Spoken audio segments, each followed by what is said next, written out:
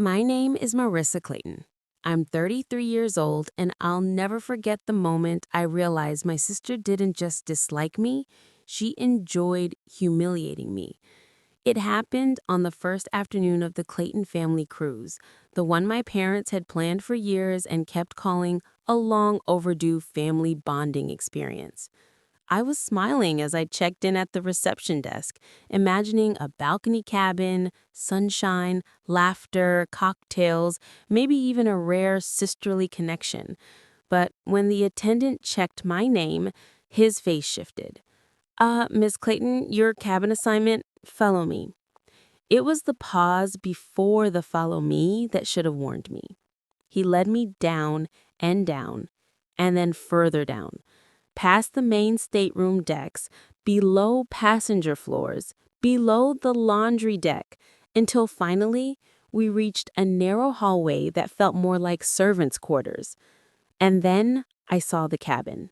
Cabin B14. Below the waterline, a room so small I could touch both walls with my elbows. No window, no air. It smelt like rust and salt and mold. My bed looked like a soldier's bunk from a submarine.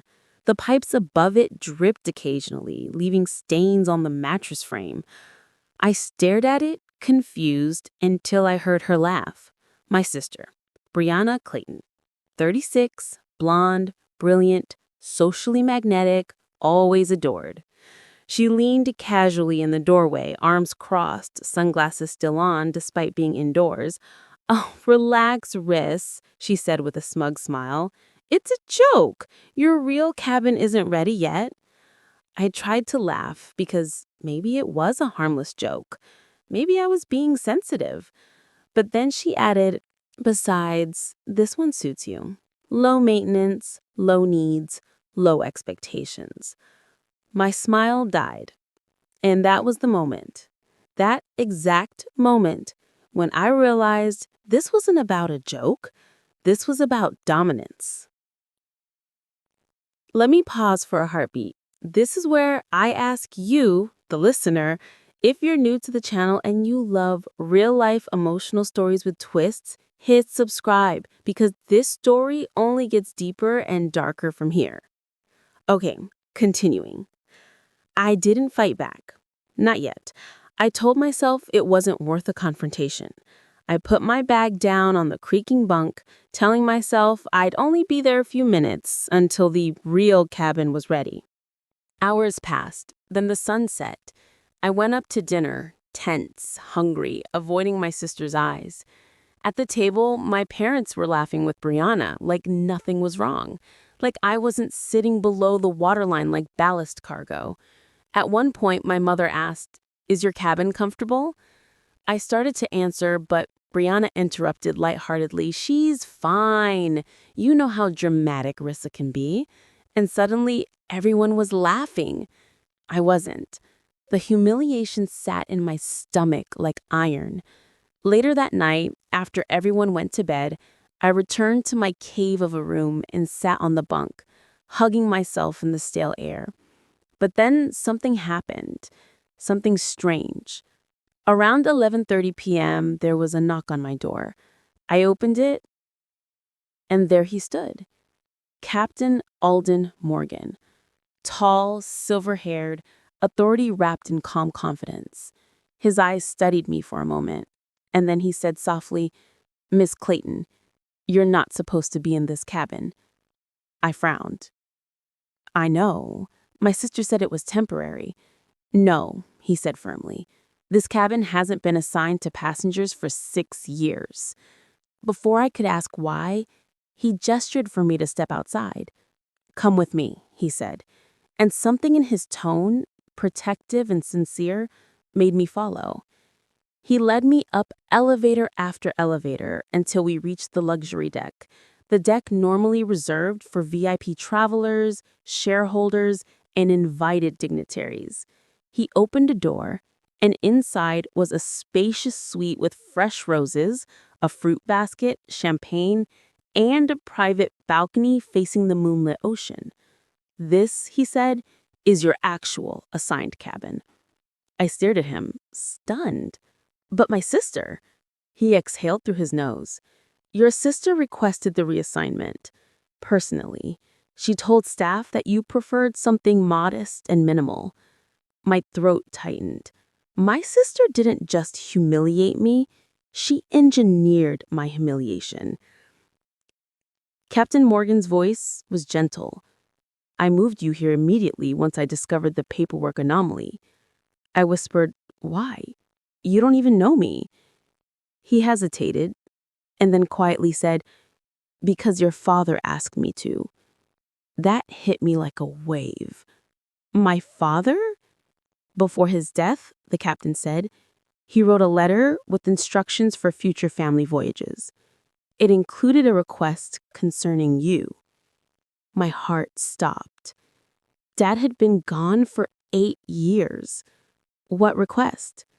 The captain didn't answer at first. Instead, he stepped closer and lowered his voice.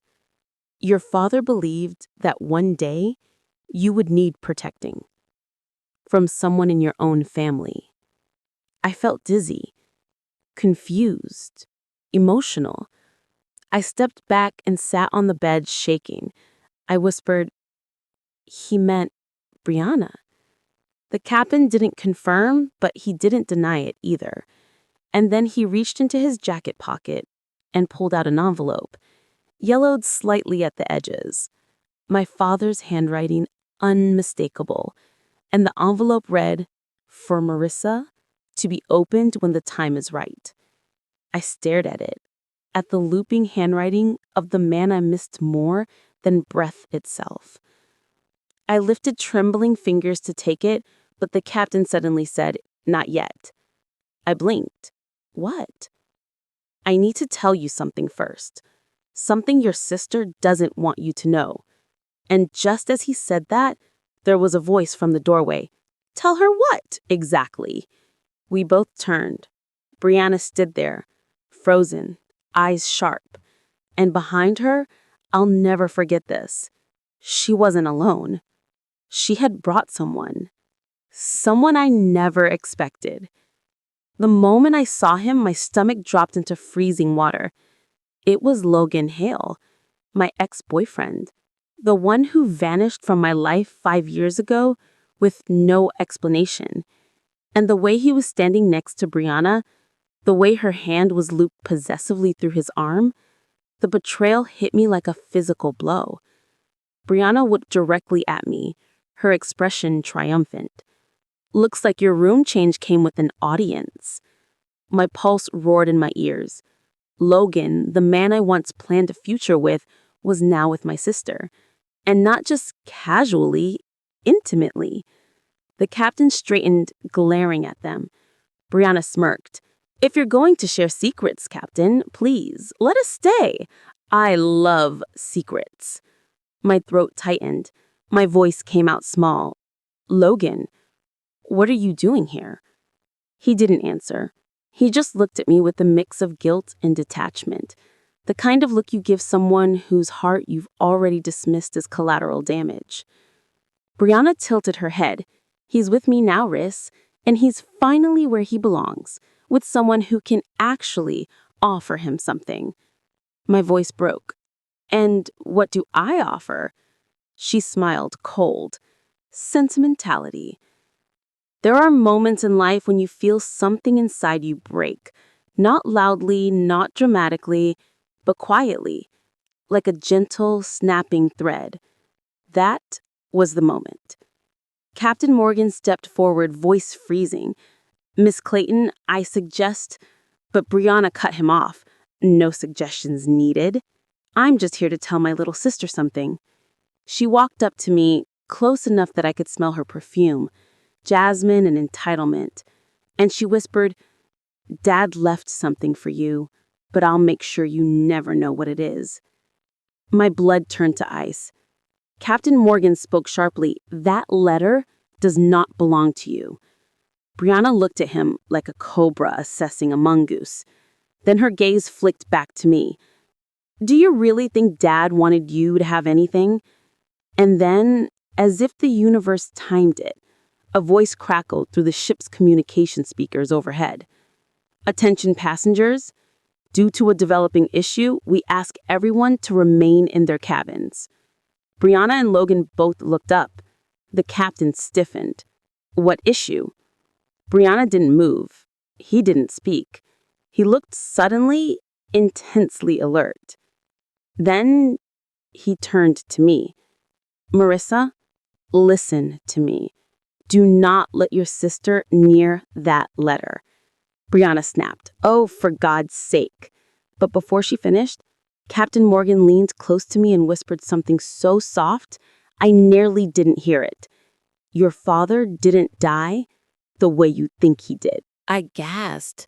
Brianna froze. Logan's eyes widened. The captain's words echoed inside my mind like a crack of thunder over a silent sea. "Your father didn't die the way you think he did." My breath caught in my throat. For 8 years, I believed what everyone believed, or rather, what everyone was told, that my father died of a sudden cardiac arrest while on a business trip in Denver. I remember the phone call. I remember my mother sobbing into a napkin at the kitchen table. I remember Brianna pretending to cry, but mostly focusing on funeral arrangements and maintaining her social media image as the grieving daughter. And now Captain Morgan was standing in front of me, holding a letter from my father, speaking about his death as though it were an unsolved riddle. Brianna crossed her arms, irritation flashing in her eyes. "We are not doing this," she snapped. "This is absurd. Captain, this is family business. Leave it alone."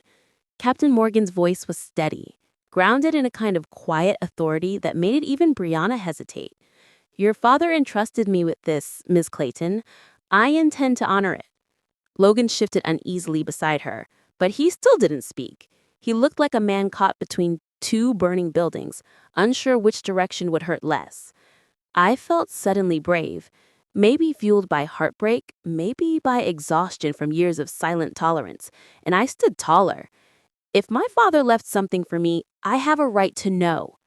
Brianna turned on me so fast, I swear the air moved with her. "No," she hissed. "You have a right to stay quiet, like always. To take what little you're given and be grateful. You are not the heir. You are never meant to be the heir." That word heir hung in the air like smoke. Heir to what? Captain Morgan looked between us and exhaled slowly. "I didn't want to do this here, but I see now there's no avoiding it." He gestured toward the chairs near the balcony. "Please sit."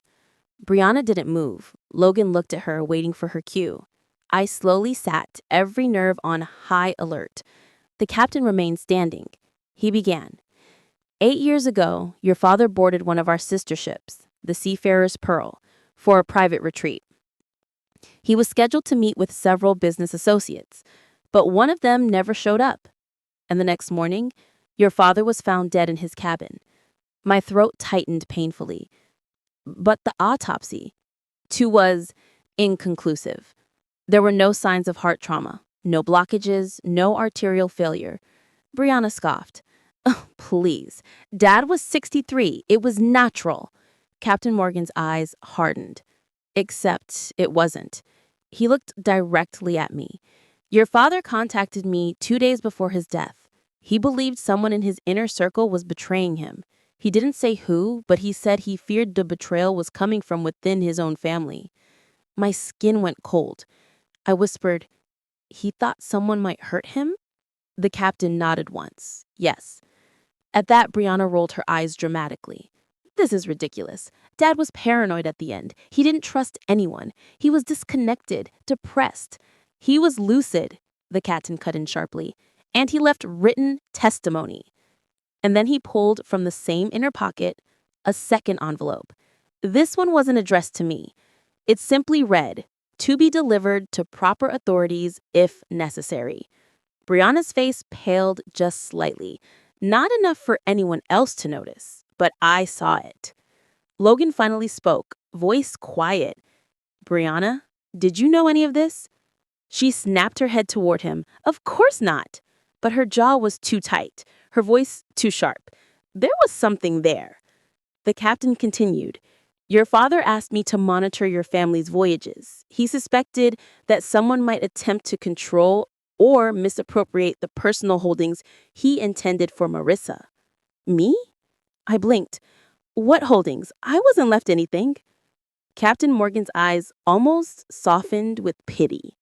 Yes, you were. Brianna slammed her palm against the doorframe.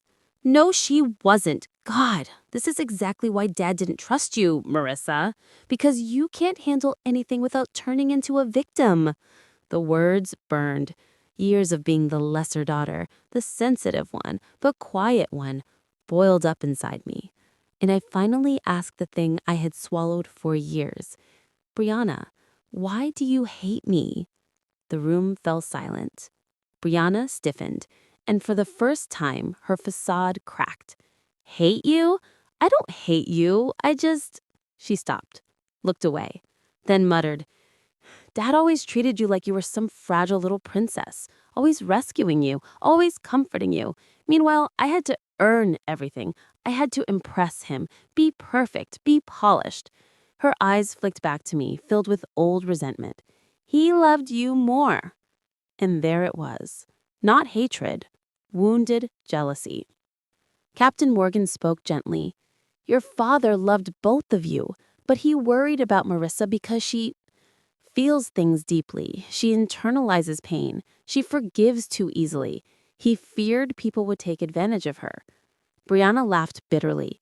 Including me? The captain didn't answer. I looked at Logan, unable to ignore his presence any longer. Why are you here? With her? His face flushed slightly, and he ran a hand through his hair. I didn't plan this.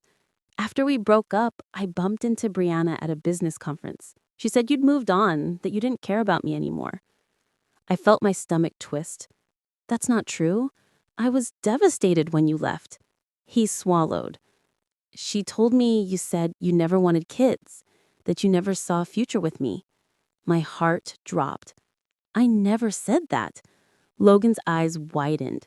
Slowly, he turned toward Brianna. She scoffed. Oh, don't look at me like that. You really think she would have made you happy? She's weak. She's emotional. She clings. I was doing you a favor. I stared at Logan, searching his expression, and I saw it, the dawning realization, the disappointment, the regret. Captain Morgan cleared his throat. We're drifting. There's something you all need to know. He turned to me. Your father didn't just leave you emotional reassurances. He left you control of something very real. I whispered, control of what? And he said, his shares in Clayton Maritime Holdings. My heart nearly stopped. Clayton Maritime, the company Brianna and Mom still manage, the company that funds their lifestyle, the company with annual revenues in the tens of millions. My father left me his voting shares? I whispered. Yes, Captain Morgan said. He believed you would treat the company's employees and clients with fairness, with humanity. He trusted your empathy, not as a weakness, but as a compass. Brianna looked like she'd been struck. No, absolutely not. Dad promised me the company. Captain Morgan shook his head. He promised you the public-facing role, the branding, the events. But ownership? That went to Marissa. And then he turned to me and extended the envelope, the one with my name. My hands trembled as I finally took it. But the second the paper touched my fingers, Brianna lunged, fast, wild, desperate. She grabbed my wrist, nails biting into skin, trying to tear the letter away. You don't deserve it, she shouted. You never deserved it. Logan grabbed her arms. Brianna, stop! But she was frantic, unraveling, years of suppressed rage pouring out. Dad always chose you. And now, even dead, he still chooses you. Captain Morgan stepped in, gently but firmly prying her off me.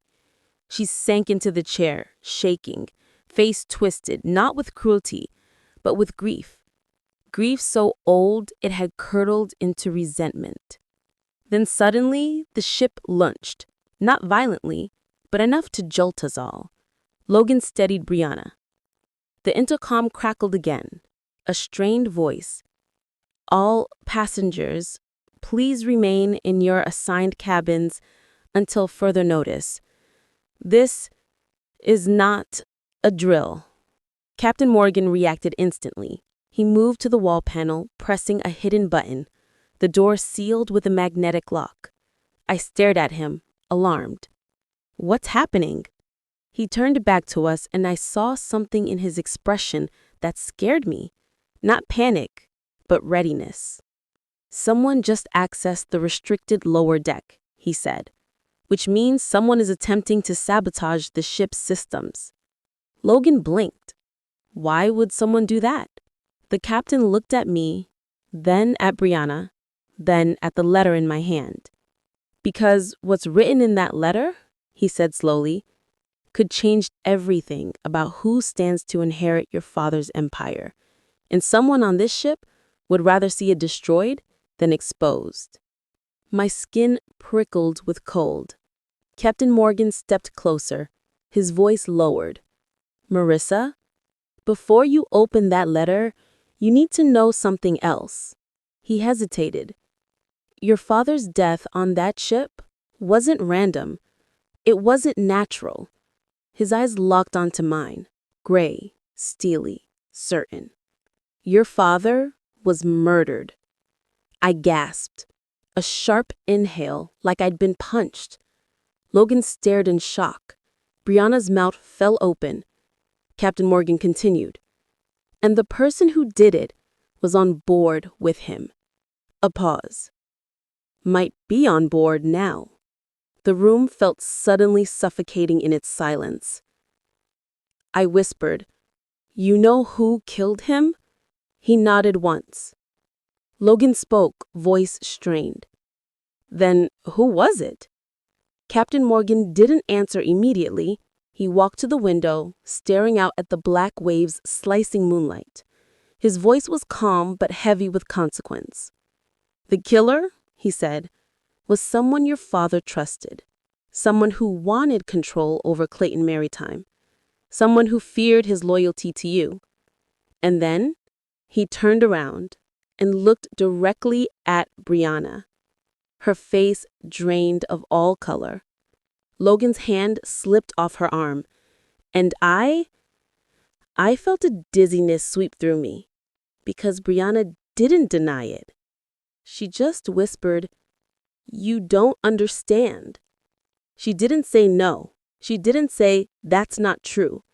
She said only, You don't understand. And that was worse. That was terrifying. Captain Morgan stepped closer to her. Your father confronted you the night he died, didn't he? Brianna's eyes filled with tears she couldn't blink away. I didn't mean... I didn't want to... But just then, boom, a deep mechanical thud reverberated through the ship. The lights flickered, the intercom screamed static, and the captain swore under his breath. They've cut auxiliary power. They're seriously attempting to disable the ship. I clutched the unopened letter, feeling its weight like destiny. Captain Morgan turned urgently to me. Marissa, whatever happens, protect that letter. I swallowed hard. But what's in it? He looked at me with pity and resolution. Proof of who truly killed your father, he answered. My heartbeat thundered in my ears, because for the first time, I wasn't sure the killer was Brianna. And maybe, just maybe, it was someone far more unexpected. The lights flickered again, just briefly, but enough to send a flicker of panic through my chest. The ship hummed like a wounded animal, rumbling beneath us. The walls seemed to vibrate with some unseen stress. Captain Morgan tapped his communicator, speaking into it rapidly in a low voice I couldn't fully hear. Somewhere down the hall, I heard hurried footsteps, crew, not passengers, and the faint clang of metal doors sealing. My hand tightened around the letter with my name on it. Despite the weight of its contents, the promise, the threat, the history, I still hadn't opened it. My thumb brushed the edge of the envelope, and I felt almost nauseous from anticipation. Brianna sat frozen, still pale, her breaths shallow and uneven. Logan glanced between the captain and Brianna like someone trapped in a courtroom where the verdict might determine who he became for the rest of his life. And me? I stood perfectly still, but inside, I was unraveling. The captain returned to us. "The ship is secure for the moment," he said, though his tone made it clear that didn't mean safe. He looked directly at Brianna. "Finish your sentence." She didn't look at him. Instead, she looked at me. Her voice came out small, smaller than I'd ever heard it. "I didn't kill Dad." Logan exhaled shakily, relieved, unsure, guilty for even considering it. I felt my heart sag with a fragile hope. But Captain Morgan didn't relax. He walked to the small metallic wall panel near the door. He pressed his palm to it, and a panel slid open, revealing a tiny locked safe embedded in the wall. From his pocket, he pulled a small object, a gleaming, old-fashioned silver key. He inserted it, and the box clicked open. Inside, resting alone, was a black thumb drive. The captain removed it reverently. "This," he said, "was recovered from your father's private travel case after his death. I've studied it, reviewed it, and replicated nothing, just as he instructed. It contains his final recorded statements and evidence he pieced together." Brianna's voice trembled. "You never said there was a video. You told me there was only a letter." "Wait, you told me?" My eyes snapped to her. "You've spoken to the captain before?" Her silence was the answer. Captain Morgan nodded. 2 years ago, she reached out to the company requesting access to her father's travel archives. He glanced at Brianna meaningfully. She suspected he didn't die naturally, though for very different reasons than yours. Brianna's eyes flashed, not with anger, but with an old, festering hurt. "I thought he killed himself," she whispered. The room went silent. She swallowed. "He was depressed, overworked, lonely, and he kept withdrawing from me.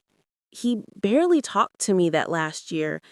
He wouldn't answer my questions about the company, and I thought maybe I disappointed him." Her voice quivered.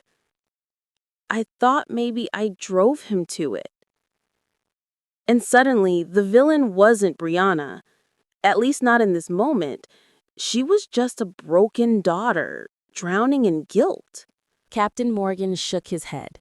"Your father did not kill himself." He slowly lifted the thumb drive. "And now, it's time we hear his words." I felt a spike of dread. Logan stepped forward. "Captain, shouldn't we go somewhere safer? Maybe the control deck?"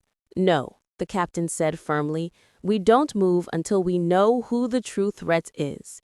He moved to the room's smart screen, a flush-mounted black rectangle on the wall, and inserted the drive. The screen flickered, loaded, then came to life. At first, just static, a distorted hum, then a voice, clearing, sharpening. "My father. Marissa. Brianna. If you are seeing this, it means I am gone." I froze. He looked older than I remembered, worn, tired, but his eyes were gentle. The familiar lines around his mouth curved with a mixture of sorrow and love. There is no easy way to say this.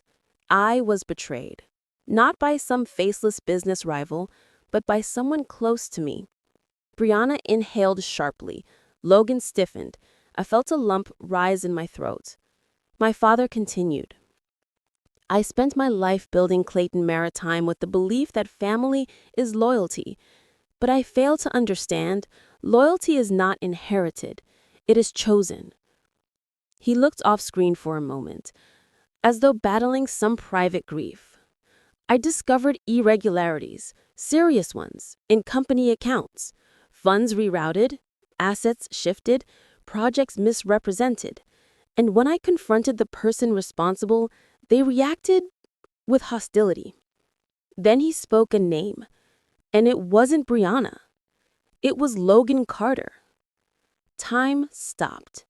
Logan's face drained of color. My pulse thudded so hard I could hear it in my ears. The video continued. Logan was brought into the company through Brianna's networking. At first, he was competent, driven, eager to impress. But I later discovered he had been gradually transferring proprietary information to a third-party consulting firm, hoping to leverage a takeover. I confronted him privately, hoping to resolve it quietly. But instead, he threatened to expose deeply personal family matters if I didn't sign over certain assets. I stared at Logan, disbelief clawing through me. Logan stammered, That's, your father misunderstood. But the video wasn't done. He was not acting alone. Someone else was aiding him, someone who felt overlooked and undervalued. The camera tightened on my father's face. Brianna, I know you were not the mastermind, but you unknowingly enabled him.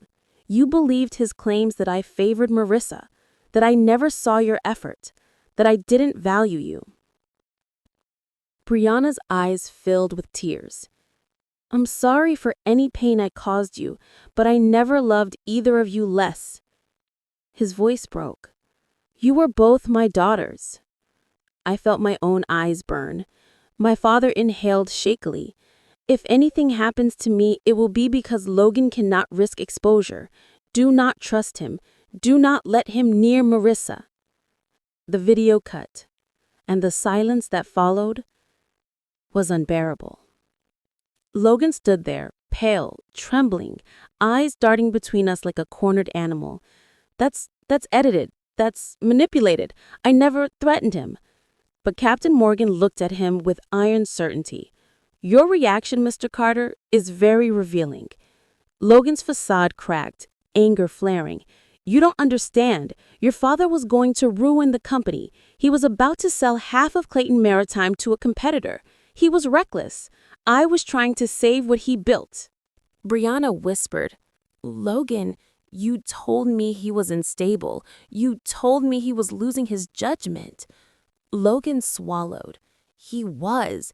He was going to give her everything.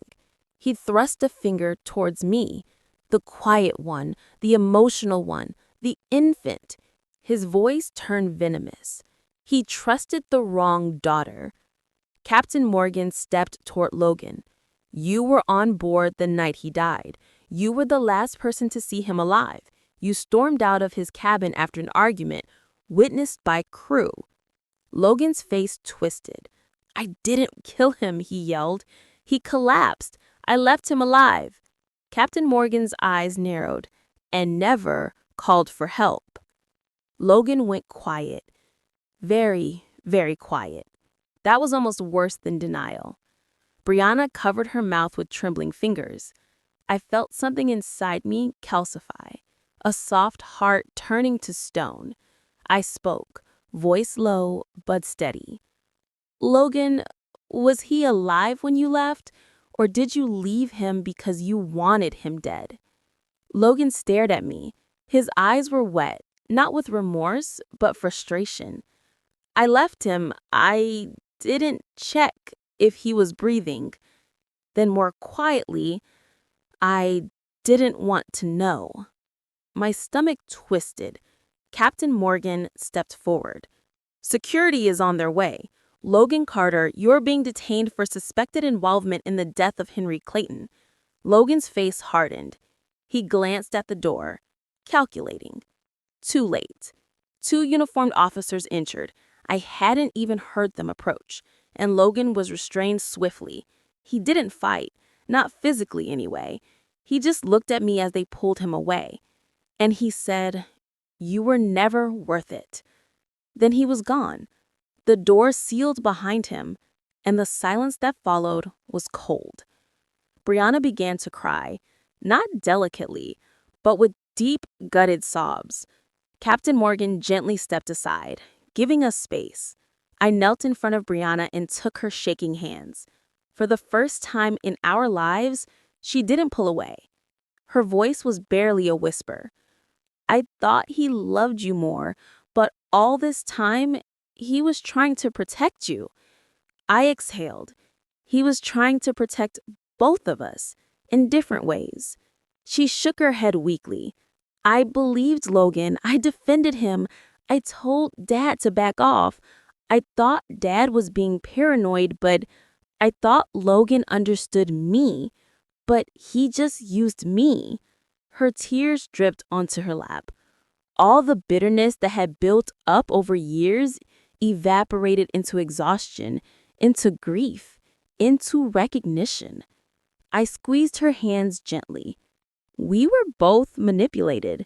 She looked up at me, eyes red and raw. "You must hate me." I shook my head slowly. "No, I finally understand you." Captain Morgan cleared his throat softly, a reminder that the story wasn't finished. My father's final decisions, his final wishes, still awaited. But before we got there, the ship intercom buzzed again, this time with a calm, stable voice. "Attention passengers, a security matter has now been resolved. Normal operations will resume. There is no cause for alarm. Thank you for your cooperation." The ship stabilized, the hum steadied, the threat, for now, was contained. Captain Morgan looked at me. "It's time," he said, "to open your letter." I took a deep breath and slowly slid my finger under the sealed edge. The paper inside was crisp, handwritten, my father's words. I unfolded it, and the first line read, "Marissa, there is something else you must know about our family, something Brianna doesn't even know." My heart faltered. My eyes scanned ahead, and what I read was not about the company, not about the shares, not about Logan. It was about something deeper, something older, something about our family itself. And it changed everything. For a moment, I just stared at Captain Morgan, his expression steady and sincere as the weight of his words hung between us. There was something else, something deeper, something even Brianna didn't know. My pulse beat like a drum inside my chest.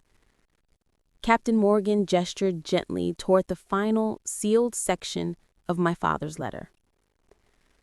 "This is the part he wanted you to read last. He asked me to make sure no one else ever got to it before you." With trembling hands, I opened it. My father's handwriting seemed softer here, more personal. "My dearest Marissa, if Captain Morgan has fulfilled his promise, you now know the truth, that the company is in fact equally yours. But there is something far more important I must tell you.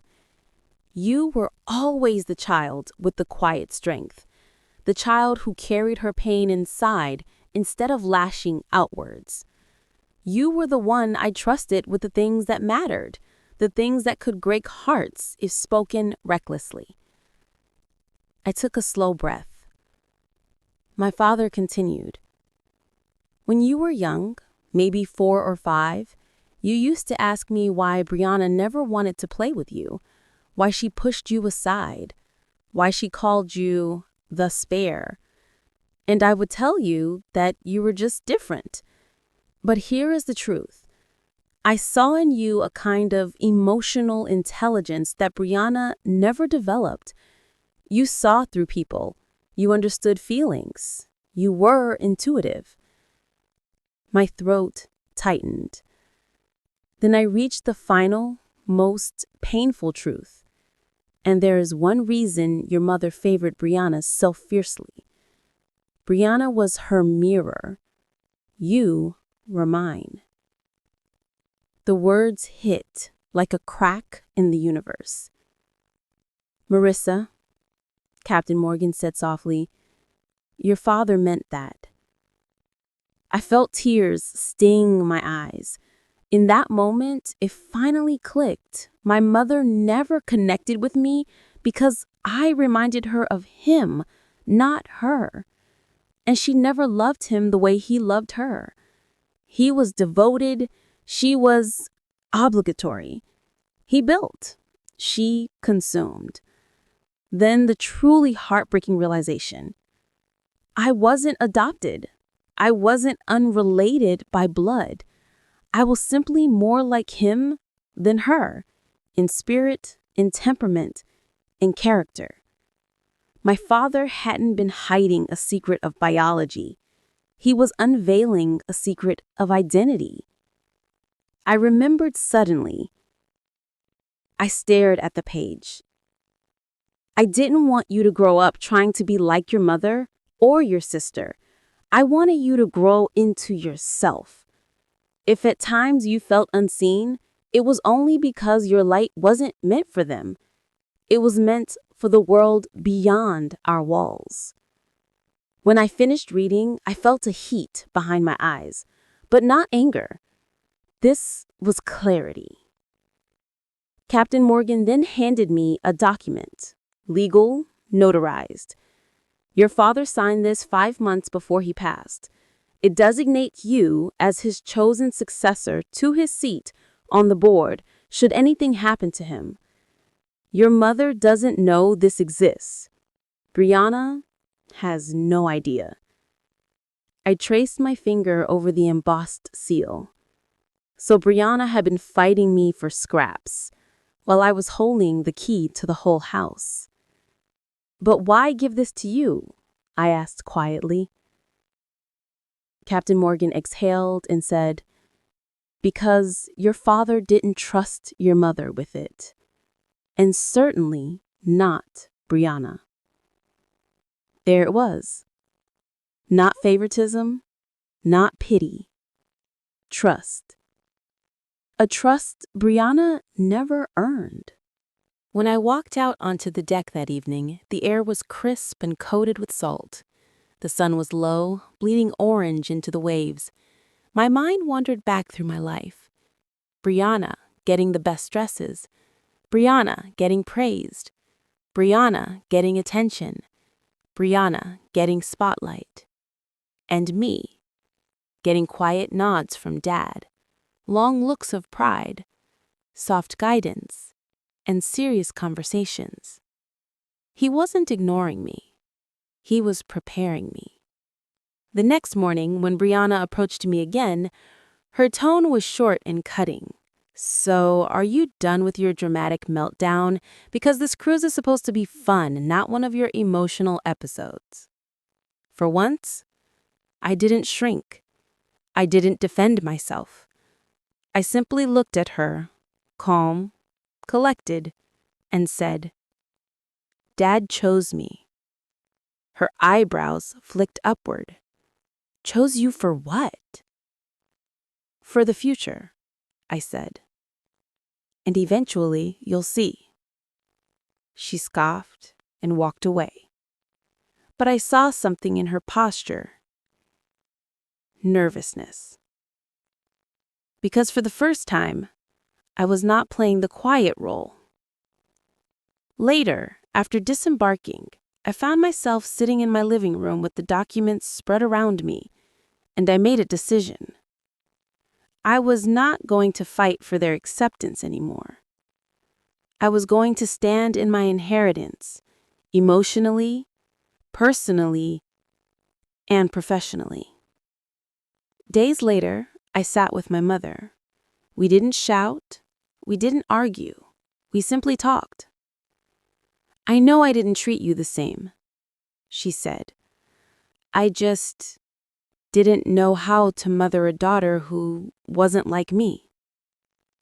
I answered gently, "You didn't need to mother me into your image. You just needed to love me for mine." She swallowed. "I wasn't good at that." "No," I said quietly, "but Dad was." We both cried. Not angry tears, releasing tears. She didn't magically transform into a perfect parent. She didn't suddenly become warm and affectionate. But she softened. And I established my boundary. I will be part of this family only if I am respected. I will no longer sit at the emotional children's table. She nodded slowly.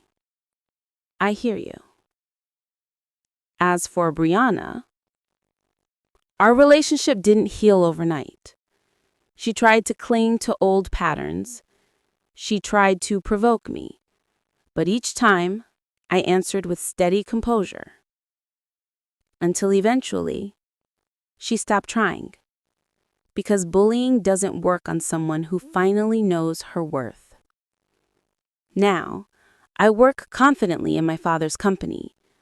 Not because I elbowed my way in, but because I was trusted with the real legacy. And the best part? I no longer feel like the forgotten daughter. I feel like the chosen one. Not chosen instead of Brianna. Chosen as myself. And now I turn to you, the listener. Have you ever realized that someone's rejection of you said more about them than about you? Have you ever discovered a truth that helped you finally understand your place in the world? Share your experience in the comments. I'm listening.